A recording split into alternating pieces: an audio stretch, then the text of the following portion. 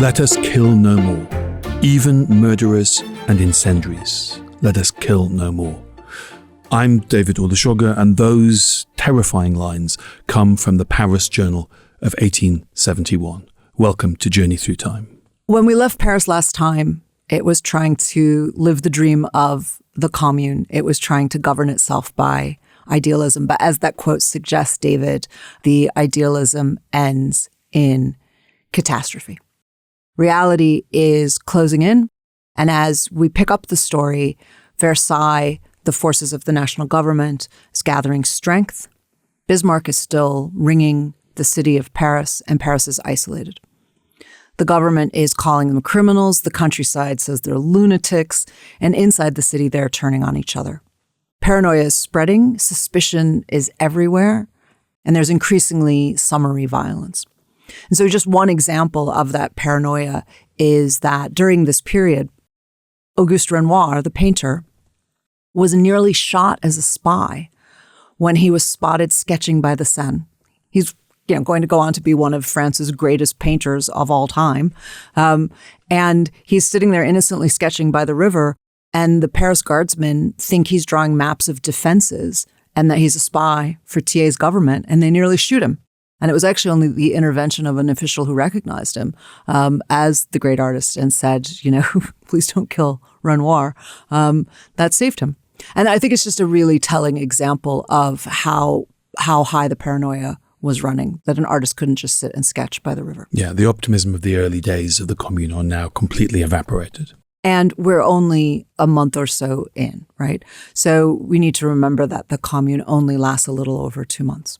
So by that spring, Thiers and the Versailles government, they have built an army. Now, we have to remember at the beginning of the story, one of the reasons why the government was so weak was because it had lost all of its troops in the battles against the Prussians. They were in prisoner of war camps held by the Prussian army. So 100,000 troops were being held by Bismarck. But Bismarck agrees to release them to Thiers. He releases 60,000 French prisoners of war so that Thiers can have the army that he needs to crush his own capital. Despite having been at war with France weeks earlier. And what's more, he also agrees to delay the reparation payments until the Commune is gone so that Thiers has time to restore order by force. And all of this means that he's just letting France do its own dirty work as well. Like, he doesn't have to get involved. Oh, great, you guys go off and kill each other. That's fine. And that will just keep France weaker and weaker and weaker. And that is all in his best interest. So it's pure Bismarck. So by early May, with Bismarck's help, Versailles has 130,000 men. These are the returned prisoners, also veterans, loyal provincials who don't like what they see in Paris and are prepared to go fight to restore what they see as law and order. And it's important to say that much of this army, this new French army that's been released by the Prussians, is made up of soldiers from the rural parts, the more conservative parts of France. And one of the keys to suppressing any rising is you have to do it with soldiers who aren't from that city. One of the reasons why the attempt to seize the cannon on Montmartre had failed at the beginning of the Commune was that those soldiers were from Paris, and they would not fire on the Parisian crowd. This is the same line of thinking that led to Tiananmen Square. That Tiananmen Square was carried out by soldiers who were not from Beijing. And so Thiers doesn't make that mistake a second time. And this time he brings in soldiers who don't really like Paris very much, don't care for Parisians, and are absolutely ready to follow orders. And on May 10th, 1871, Thiers begins an assault on Paris. Now, we need to remember all the way through the rest of this story that this is a national government leading an assault on its own capital city. Yeah. I mean, Marx was right when he described this as the French Civil War. Yeah, it is a civil war. And as we'll see over the course of the next week in Paris, there's really no other way to describe what happens in Paris but civil war. Within days, the outer defenses of the city collapse under this full assault, and the fighting moves into the city itself. The army of the official French government in Versailles very quickly gets through the walls, through the gates. They actually pass through the gates of the city, and they're inside facing the Commune in street battles very quickly. And on May 21st, 1871, what the French call La Semaine Sanglante, the Bloody Week, begins. 7 days of brutal civil war. And as you say, the Versailles troops breach the gates. They come in through the western gates very quickly. They overwhelm the local guardsmen, and the guardsmen kind of scatter. They don't really hold up under this assault. So a lot of them surrender, they flee, they hide. So part of the story of the Bloody Week is of ever diminishing defenses for Paris. But also importantly, the communards have no real defense plan. They're still improvising everything, but they knew Thiers was coming. I mean, they really needed a defense plan, and they don't have one. So everything is spontaneous. It's just pockets of resistance flaring wherever people take a stand. The other challenge they have is that they're trying to defend a city that has been purposefully and deliberately designed to not be defendable. Because although the city walls will defend it from external attackers, Haussmann, who is the great architect, the great city planner who'd worked for the Second Empire, the empire of Napoleon III that had just been deposed, he had designed the beautiful Paris of today with its boulevards, not just to be beautiful, but also to not be a city that could be defended by revolutionaries the way that the medieval Paris had been. And yet the communards do just that, right? So although it is difficult to build the barricades, they don't let that stop them. And overnight, the barricades rise again. They're building them out of the paving stones, but also out of whatever they can get to hand. Wagons, furniture, they chop down trees. Whatever they can find, they turn into a fortress. And then these individual walls are thrown up street by street. And it's worth saying there are photographs of this. I mean, it's worth going online and looking because this is an age of photography, and you can see the defences before the assault and you can see the defences afterwards strewn with bodies, that this is a civil war that was very well recorded in art as well as photography. And you can see the size of the barricades. They are immense. And as you say, they're all over the city. But these barricades, as sort of iconic and heroic as they may be, they're too little too late. They had 2 months of skirmishes and battles with Thiers along the way. These should have been long in place. They should have had defenses in place. Instead, they're just left with whoever is around after tens of thousands of Parisians have been fleeing. So they've got, yes, some guardsmen, workers, women, teenagers, people picking up a rifle, some picking up, broken tools or kitchen knives or whatever they've got. And that's what they have to resist an army of 130,000 armed soldiers. And we know from later reports and later accounts of people being imprisoned is that some very young, effectively children, are volunteer or are drawn into the defense of Paris against a professional army.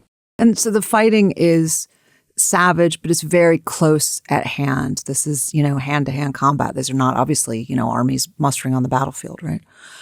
Versailles is using artillery to blast the barricades, and then they storm them, and they just are moving slowly and methodically through the city. They make sure they don't get trapped in all those side streets. They are just bulldozing their way through. Some of the defenses collapse in minutes. Some hold longer, hours, even days. But the inevitability is clear. They are falling like proverbial dominoes. And one of the last stands actually came from a detachment of 25 women led by the redoubtable Louise Michel, who is fighting barricade to barricade. But Paris, you can picture the scene. It's filled with gunfire, smoke, there's masonry falling everywhere, chaos. And as we say, this, you can picture the city at war, but it's a city at war with itself. It's a city at war with its own government. And this is the part of the story where it becomes clear how Bloody Week got its name. Yeah, because it's not from this combat. It is from what happens when people surrender or are captured. As the Versailles troops push deeper into Paris, they leave firing squads behind them. And they capture the communards, line them up against the walls, and shoot them without trial. The killing was systematic, and it's mass executions. Courtyards, schoolyards, people's gardens, they're all just turned into execution sites of the communards and their supporters. Over the course of that week, anyone caught with a rifle or even signs of powder on their hands could be marched outside and shot. There are stories of people having their shirts ripped off them to see if there are red marks or bruises on their shoulder to indicate the recoil that they'd been firing a rifle that had bruised their shoulder. And if they found those signs, they shot them on sight. In some districts, whole groups of prisoners were taken to the nearest wall and just gunned down. And it's worth saying that this is the army of the official government from Versailles is targeting working class areas. This is not a broad sweep across Paris. They know where working class people live, and that's where they're focusing their efforts. And they're killing hundreds at a time. By the week's end, thousands were dead in these summary executions. And it's payback, right? It's vengeance for 2 months of defiance. They're showing them who's in charge in the most brutal possible way. Now, we need to remember Archbishop Darbois, the Archbishop of Paris, who we said earlier, tried to trade for Auguste Blanqui for their leader. And Darbois is still in prison as the slaughter begins in Bloody Week. And on May 24th, halfway through the Bloody Week, with Versailles closing in, and these executions are mounting, a handful of communards decide to take their revenge. So now we have escalating and spiraling revenge. So Versailles troops are taking revenge on the communards for defying Thiers, and now the communards are going to take their revenge against the troops for the mass slaughter. They line up Darbois and 5 other hostages, priests and gendarmes, and they shoot them by firing squad. So the summary executions are on both sides. It's sheer revenge. It's sordid. It's spiteful. It's also the hopeless act of people who know they're finished.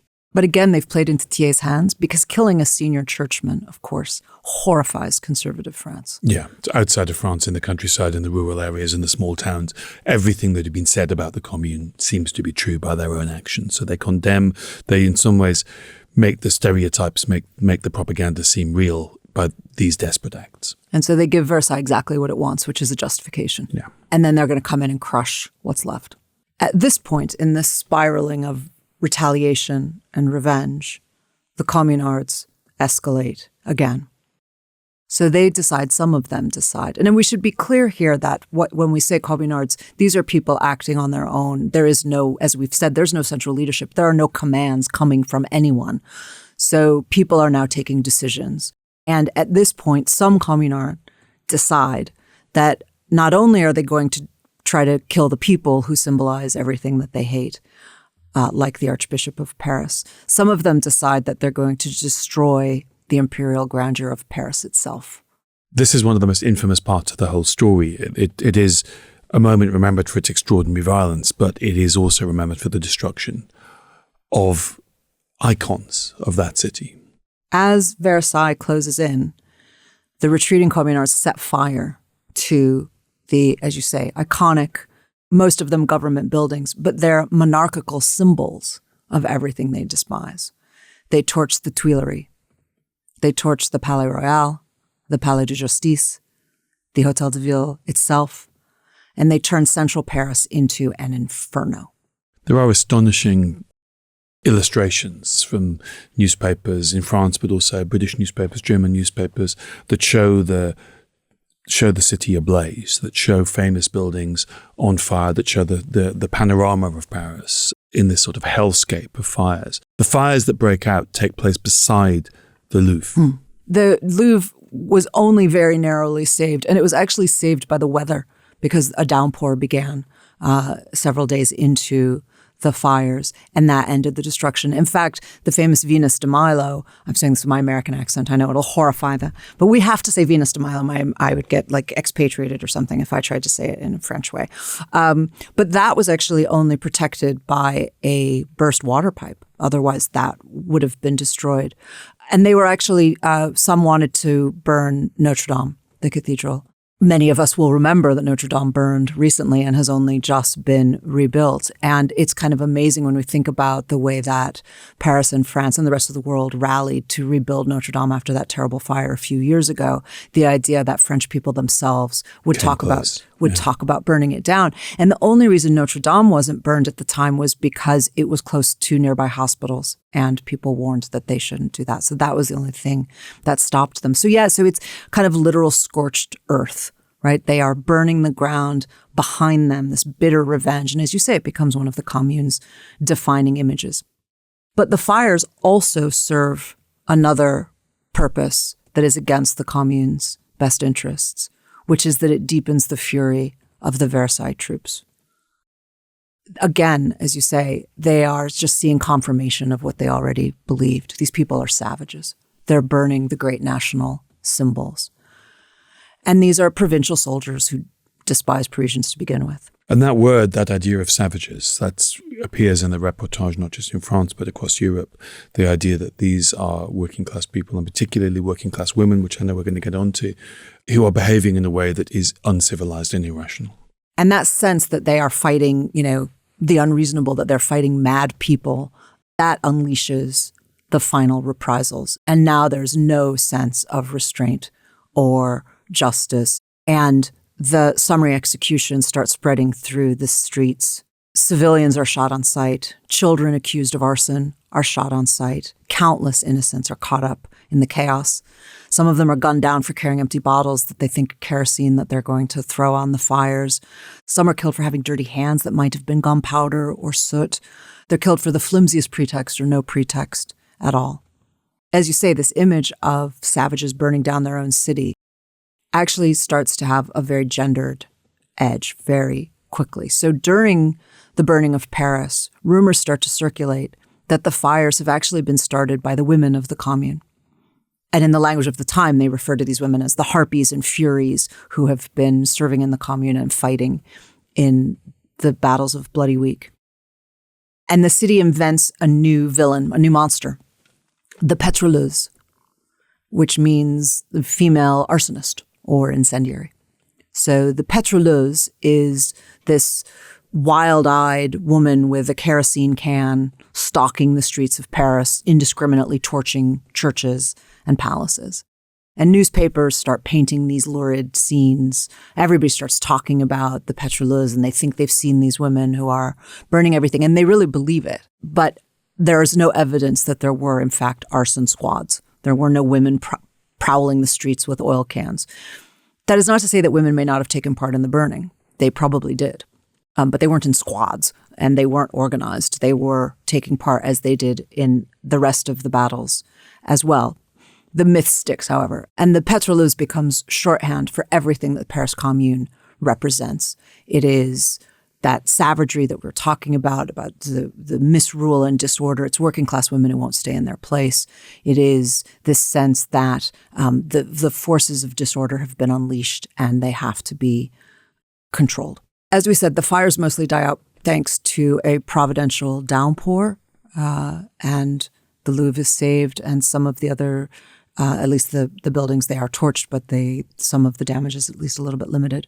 And it's probably worth saying as well as buildings, huge amounts of material, archives, treasures are lost. I mean, this is a moment when Paris inflicts a terrible wound upon itself. We lose so much that would have been of interest and value later on in this moment. Yeah. There are so many tragedies in this story, and the human tragedy is so vast that it can sometimes overpower remembering that as well. But there are also historical and cultural tragedies built into it. On May 25th, 4 days into the Bloody Week, as the fires are starting to die out, the last defenders gather around Charles de Lescluze, and we met him in the first episode. He's the 61-year-old revolutionary veteran, and he is the closest they have to a leader at this point. He's not a Blanqui, but he is somebody who rallies around. He's the old diehard Jacobin, and he has become the Commune's military delegate. So, as I say, he's the closest they have to a leader. And they've really gathered for a last stand moment. He knows there's no army left to lead. He urges the people around him to fight on, house by house, street by street, and then he makes his last stand. He puts on his black coat and his red revolutionary sash, and he's unarmed, leaning on his cane.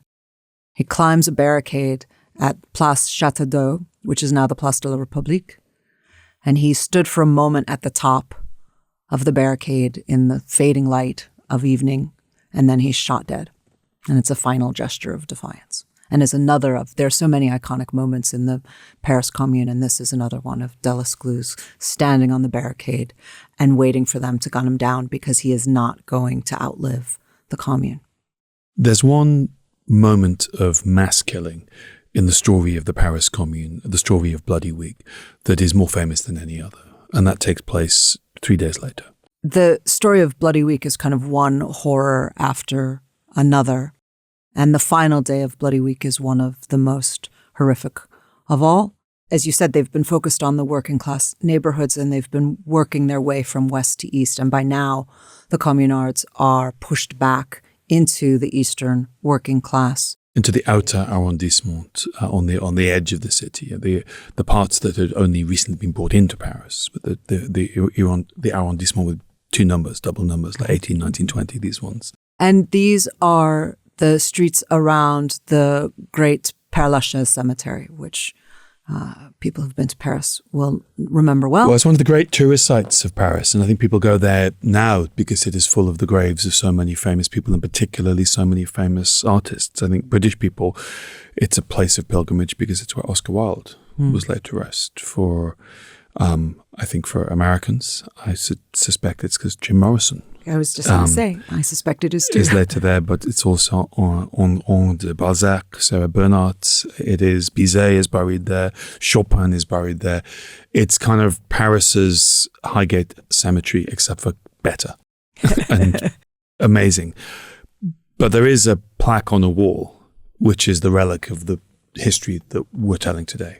And that wall is today a pilgrimage for radicals from all over the world who come to commemorate this moment. Because what happened was the final communards get driven into the cemetery itself, and they dig in among the tombs and the mausoleums, because of course those are natural barriers. Not natural, they're not natural, Sarah, but they are existing barriers.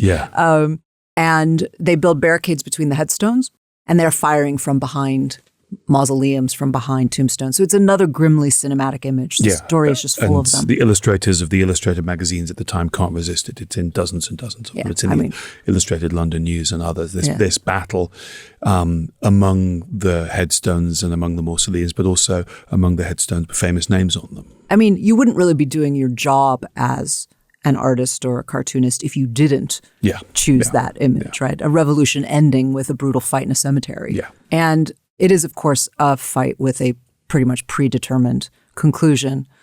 And by nightfall, the last communard have fallen, and 147 captured fighters are lined up against an eastern wall of the cemetery, and they are shot in volleys. Their bodies fall into a trench. And that wall, which is now called the Wall of the Federals, the Mur des Fédérés, has become that sacred pilgrimage, as we said. And that's really the end of the Bloody Week. Across Paris, the barricades collapse, the final barricades fall, the Commune is done. And it's kind of grimly appropriate that it is crushed in the neighborhoods that it grew out of. Yeah.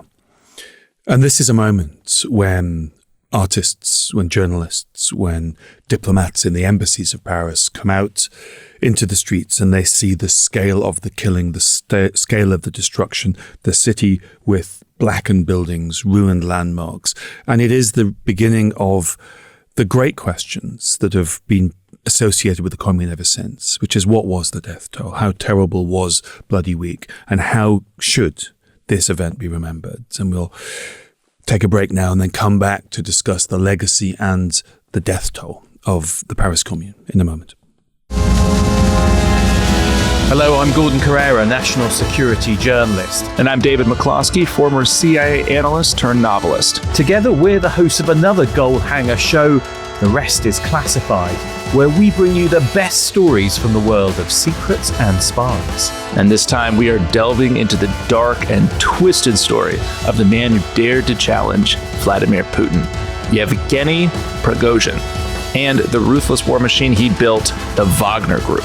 From Putin's chef to mercenary warlord, Prigozhin's journey is one of the most extraordinary rises and falls of the 21st century. He went from serving canapes to George Bush and Tony Blair to masterminding a covert campaign to disrupt the US presidential election in 2016 and unleashing mercenary troops that reshaped conflicts across Africa and the Middle East. But when he flies too close to the sun and begins to challenge Putin's power, it's not just ambition, it is a death wish. And for our Declassified Club members, we go even further. We sat down with Mark Galeotti, who's one of the leading experts on Russian organized crime and also a man banned from entering Russia, to explore the hidden forces that shape Putin's cold, paranoid psyche.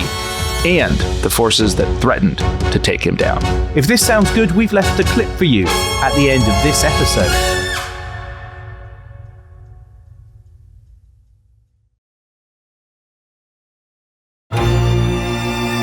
Welcome back. We are in the first hours, the first days after the fall of the Paris Commune. The city streets are literally strewn with bodies. There are burials going on, mass burials of communards who've been killed by the government forces of the government of Versailles. What do we know of the death toll, Sarah? So, as you suggested before the break, there is an ongoing attempt to get to an accurate number. Estimates of total deaths range from 20,000 to 25,000. And historians are still debating this, as you say. We don't know, and it has been, in some ways, kind of an issue of controversy about what was the final death toll. Was it being underestimated by the government? Was it being overestimated by people on the left? Yeah. So we know that more than 3,000 communards were killed or wounded during Bloody Week, and that was only the beginning. The total deaths mostly come in the aftermath, not during the fighting itself, and not even in the reprisals at the end of Bloody Week, but afterwards. The casualty numbers are higher than any single battle of the Franco-Prussian War. And as we said when we started this story, more Parisians died in the few days of the Bloody Week than during the entire reign of terror during the Revolution. But the Bloody Week and the end of the Commune is not the end of the killing. There is another phase in the killing, even though the Commune has surrendered largely. Yeah, they're not done killing yet. So Versailles moves fast when the Communards fall. This is not just a military victory. Of course, it's a political one. This has been a political fight, and Thiers means to stamp out radicalism. That is his goal. And they start arresting everyone. I mean, it feels like they sort of arrest the entire population of Paris when you're reading about it. There are makeshift camps that spring up across the city in the Luxembourg Gardens, other places, and it's packed with tens of thousands of people waiting to be judged. And very often in terrible conditions. Some people are brought together in special camps built at Versailles. There are these areas where people are being gathered to wait for trials of sorts. Of sorts, right? They are tribunals. They are military tribunals. They are summary trials. About 40,000 people are arrested, and the reprisal is brutal. Some are executed. So hundreds, if not thousands, are shot as part of this process of arrest and revenge. And over the course of the next weeks, mass denunciations begin. So there are over 350,000 denunciations across 2 weeks. This is where Parisians point fingers and name other Parisians for involvement in the Commune, involvement in the violence of the Commune. Yeah. And as is so often the case, we've talked about this before, these are driven by personal revenge as much as they are by politics. When a society turns into a theater of denunciation, as we've said, that's what starts to happen. So sometimes people are denounced not because they were involved in anything criminal, but because they owed somebody money or because there was some sort of family dispute or they slept feud. with your wife or, Yeah, so it's a really good time to settle scores because the government will do your dirty work for you. Yeah. And after some of these tribunals, hundreds, if not thousands of others are shipped to penal colonies, particularly to New Caledonia in the South Pacific, which is a kind of tropical gulag. Yeah. This is a French colony that is one of many sort of tropical colonial penal colonies that spring up all over the world in the 19th and early 20th centuries. We talked earlier about Devil's Island in French Guyana as another facility the French use, but the British have the same. Other empires have similar facilities. Yeah. So they're shipped off, they're executed, they're jailed, and hundreds of women are accused as Petroleuses, the supposed arsonists who historians agree never existed. Again, as we said, there were women who got involved in the burning. Now, the misogyny that was unleashed by the women actively participating in the Commune in the aftermath of all of this devastation is pretty ferocious. And the story of the Petroleuses in particular is what brings out that misogyny. So we've already said these women are called harpies and viragos and furies. And then there are these cartoons and postcards and images that start to proliferate in the reporting around the trials that portray the Petroleuses as kind of half human, half beast, as monsters. They're hydras, they're pigs, they're ogres, they're wild-haired, they're mustached.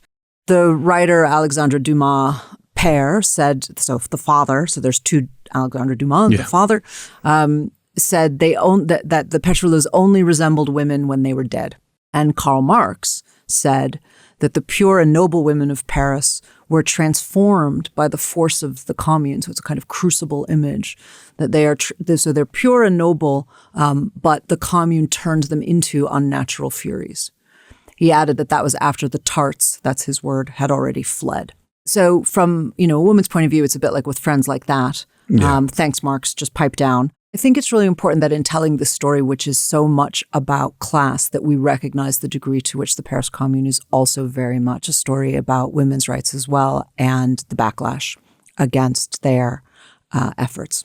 Now, one of the unusual things about the aftermath of the Commune is that as appalling as all of this violence and reprisal and vengeance was, France actually turned the corner away from it pretty quickly, much more quickly than many societies do. They didn't double down and insist that this was the right thing to do. By 1880, so less than a decade, it had offered a general amnesty to survivors and said that they could return to France if they chose. So after the trials, the exiled communards had regrouped. They'd gone to London, Brussels, Geneva. They're meeting with other radicals. They're meeting with the International. They're trying to, build something out of defeat. But by 1880, they have permission to return to France, and many of them did. The communards who'd survived and not been arrested, a very large number of them have got out of France quite wisely. And there were groups of people who were veterans of the Commune living in London, in Brussels, in Geneva, all over the world, trying to make sense of what they've been through. So it's not like it was the official Versailles government could control the narrative, because there was another voice. That's right. And so groups of them go into exile. Many of the people we've been following actually flee to Switzerland, including Gustave Courbet, the painter. Auguste Blanqui, the leader who has been imprisoned throughout the Commune, he actually stayed in prison well beyond the Commune. He was condemned to death for conspiracy, but he was not released until 1879. So he stays in prison for many years, and he actually just lives 2 more years beyond that. But he's still writing, giving speeches, still dreaming of revolution, defiant to the end. I love the story of Gustave Courbet, who in retribution is ordered to pay for the rebuilding of the Vendôme column. The first payment of the bill he personally has to pay for this damage arrives a day after he dies. He was sentenced to 6 months, and then he's served with the bill for rebuilding it, and that debt ruins him. He actually he's bankrupt. He runs to Switzerland and died there without paying the bill. Of liver failure, from heavy drinking. Yeah. So he was. If you look at his paintings, you can see why. He was a bit of an intense guy. Well, a lot of them were, it must be said. Several others of the communards we've been following also fled to Switzerland, including André Léaud, the writer. She also kept writing, pushing for socialism and women's equality. She lived to 1900. It's during the trials that Louise Michel really captures the public's imagination, and she kind of emerges as one of the either, heroines or villains of the story, depending on your politics. She refuses to beg for mercy. She refuses to apologize. She says the only thing she's guilty of is loving liberty. She dares the judges to shoot her. So her defiance is not going anywhere. She's one of the people who gets deported to New Caledonia, to that gulag in the South Pacific that we were talking about. And she keeps teaching and organizing and writing. And then she gets amnestied in 1880. And while she's in New Caledonia, she supports a rising by the indigenous Kanak people and sees their struggle against the French Empire as the same as the people of Paris' struggle against the French government. Not all communards do. I mean, what I find slightly disturbing is there are members who fought in the Commune who fight for the French Empire in New Caledonia against the indigenous people who are rising up for their rights. Yeah. Well, it's an old story, isn't it, about whether you can see the struggle for racial equality as being the same as the class struggle, as being the same as the struggle for, gender and sexual equality. And sometimes people can see that those are the same fight. And sometimes they can't. Sometimes they can't. And just as the Commune would not allow women to have official positions of authority, despite talking about liberty, veterans of the Commune don't understand that the indigenous Kanak people's struggles for liberty in New Caledonia is the same as their struggle. So there's a very strange thought of members of the Commune picking up rifles in the name of the French Empire later in the 1870s. But Louise Michel sees She does not. She sees it. She understands it.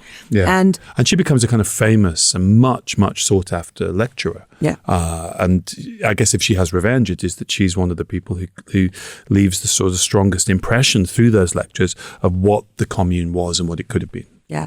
And she actually, when she's amnestied, she doesn't go back to France. She comes to London and she settles in Lambeth. Yeah. And that's where she gives these lectures that make her a legend. And London is a city of emigrants and former revolutionaries. There's all sorts of kind of veterans. It's a pretty good place to be a veteran of a failed revolution in the late 19th century. Yeah, she seems to have enjoyed herself, and people come to, kind of sit at her feet and to, listen to the stories. Exactly, absorb the wisdom, the revolutionary. And what's funny is that, in the imagery, with her being so defiant and militant and, shouting treason and running to fight off the guardsmen. And so I picture her being, pretty robust. But actually the people who came to see her in Lambeth when she was old talk about how little she was. She was this little old lady. I love the image of this petite little woman, grabbing her rifle and holding off the army of the Versailles government is pretty fabulous. So as we've been saying, these stories about the Commune told by survivors like Louise Michel, by observers like Marx in his legendary pamphlet, The Civil War in France, all of that ensures that the Commune becomes a myth pretty quickly. It becomes a legend.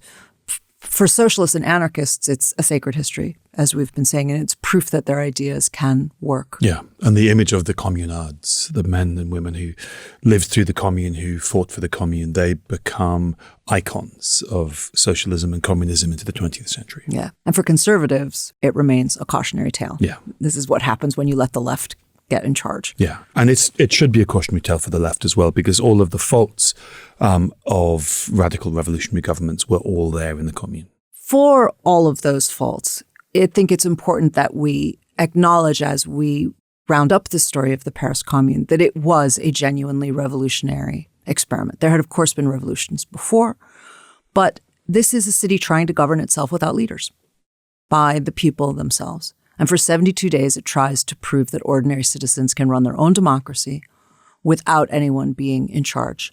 And for a brief moment, they sort of did. Under the most unbearable situations, literally under siege. I mean, they were chaotic, they were ineffective, they were disorganized. And yet, as we were saying, as we told the story, they effected changes that have transformed French society to this day, including secular education for all, and laying the groundwork for the labor reforms we were talking about. That's the most remarkable thing of all, as aspects of life that we see today as naturally part of French culture, and imagine that they've always been there, like the separation of education from the church, that those ideas were first emerging in the Paris Commune. I think that's the most remarkable thing.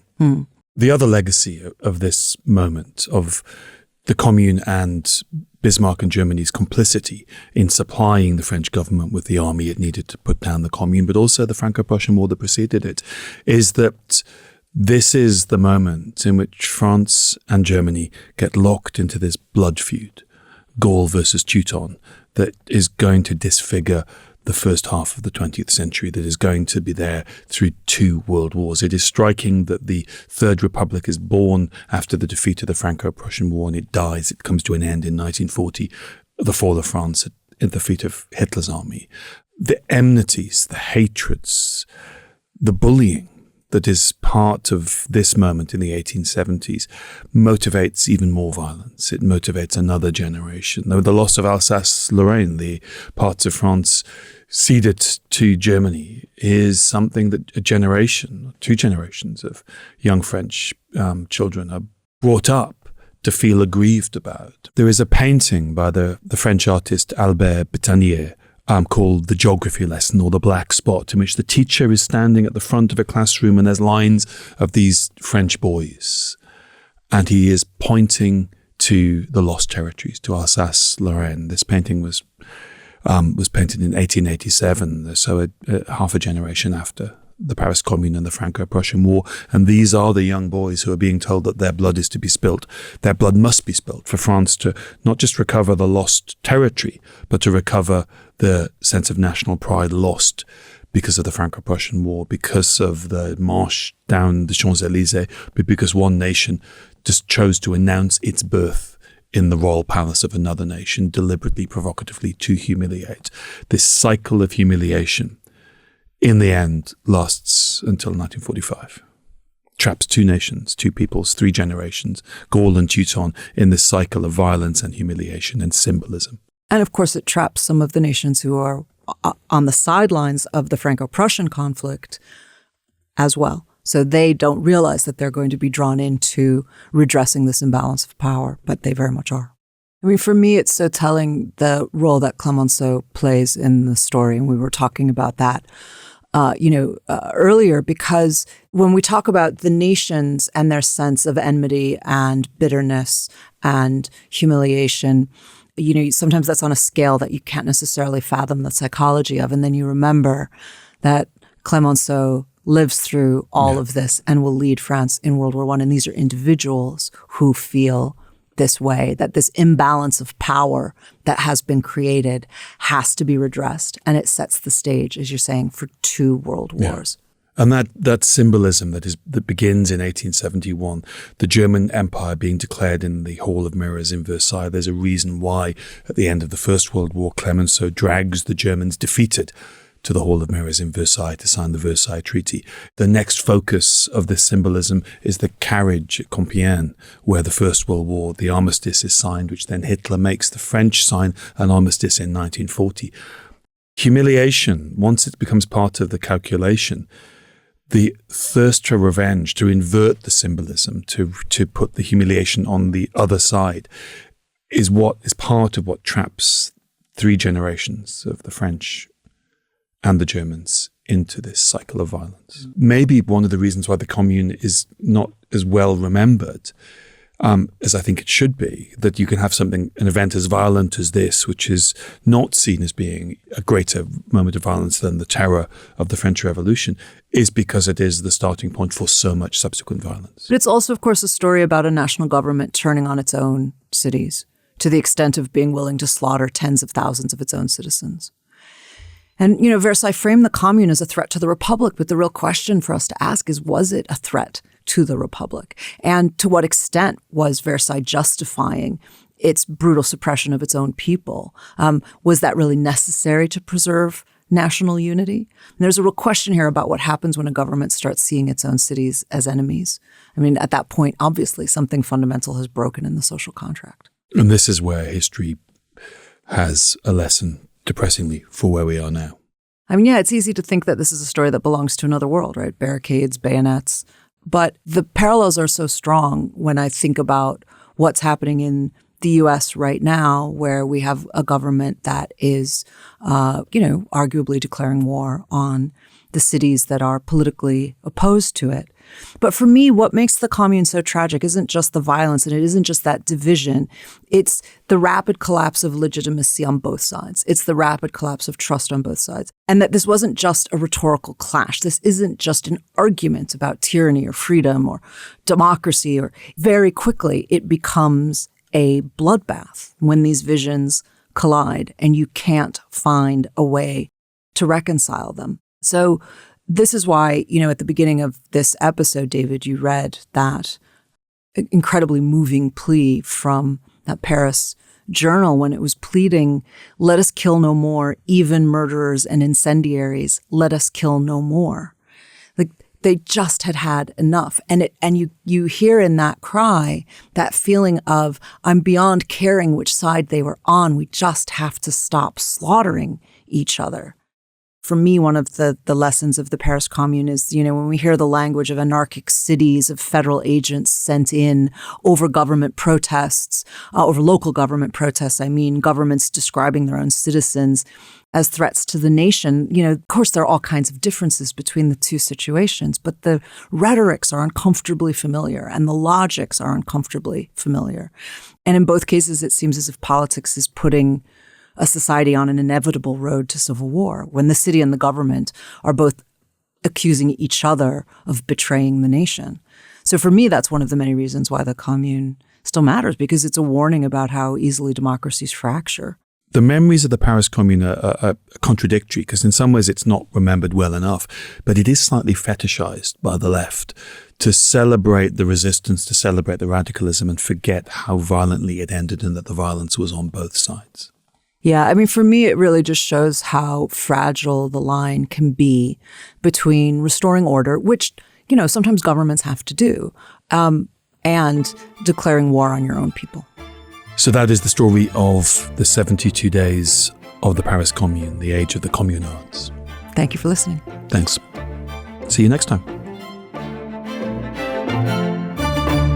Hey, it's David from The Rest is Classified. Here's that clip we mentioned earlier. Yevgeny Prigozhin, restaurateur to Vladimir Putin, co-founder of the infamous Wagner Group, who a couple of years ago led a mutiny which was the closest Vladimir Putin has ever come to being toppled from power. He's one of Russia's richest and most powerful oligarchs. He knows what people want. Prigozhin brings this entrepreneurial streak to violence. The man the Kremlin calls on to do its dirty work. He is moving into a space that really only Putin should be in. The government depends on Wagner for its survival. At the moment of the peak, he's going to fly too close to the sun. The world watched as the Wagner Group turned on Russia's military. Yevgeny Prigozhin was enraged by what he says were Russian strikes on his troops in Ukraine. This is the moment where you go, civil war. Putin's the ultimate apostle of payback, so I would be surprised if Prigozhin escapes further retribution for this. If you cross Putin, the likelihood is you're going to die. To hear the full episode, listen to The Rest is Classified wherever you get your podcasts.